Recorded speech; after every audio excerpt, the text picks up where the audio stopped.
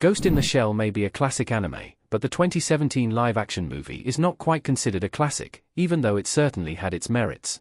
The Ghost in the Shell manga emerged in 1989, defining cyberpunk culture for many at the time and resulting in the iconic 1995 anime movie.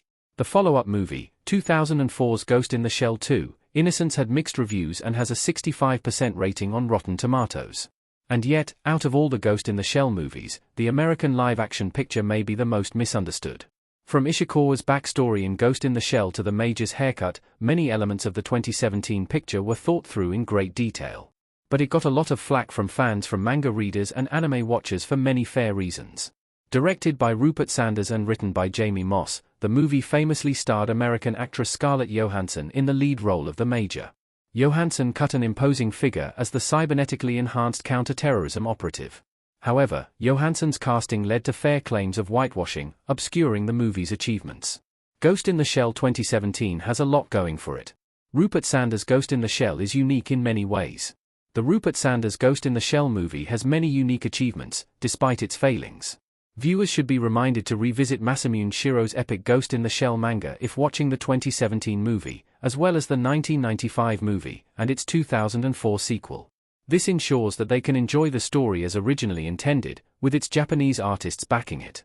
Meanwhile, the 2017 picture can definitely be appreciated for its strong sci-fi aesthetic, visuals, and effects. Although the movie's visual effects weren't appreciated by all, they are of a high general quality. Utilizing a crisp cinematographic sheen and a cool palette, the movie is well suited to telling its cyberpunk story. The design of Johansson's Major visually and tonally fits with the manga and anime, despite the movie's diversions from the original story and significant lapses in faithfulness. But the movie didn't set out, necessarily, to be a faithful live-action adaptation of the manga or anime. The villain in the live-action Ghost in the Shell adds an intriguing element, riffing off elements of the anime, but adding a new spin. This story brings strong Hollywood action scenes to the table. Ghost in the Shell's live-action movie is better when viewed on its own. The live-action Ghost in the Shell is its own story.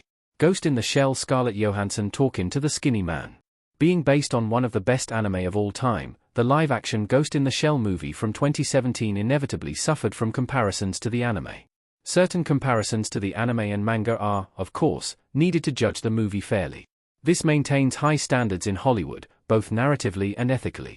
However, viewers may be more likely to enjoy the movie if they appreciate it on its own merits. While it is important to understand the context of the movie to take something away from it, it is quite enjoyable as a viewing experience in its own right. I am not overtly seeking faithfulness as an adaptation of Shiro's story. The movie set itself apart and managed to tell a story that was new and original. This brought something different to the Ghost in the Shell franchise, building on its lore and legend, inspiring a new demographic to look to the manga and anime. The soundtrack and smart action scenes weren't among the best of the year when it came to sci-fi, but they were certainly entertaining and warrant a fair examination alongside the Japanese Ghost in the Shell material.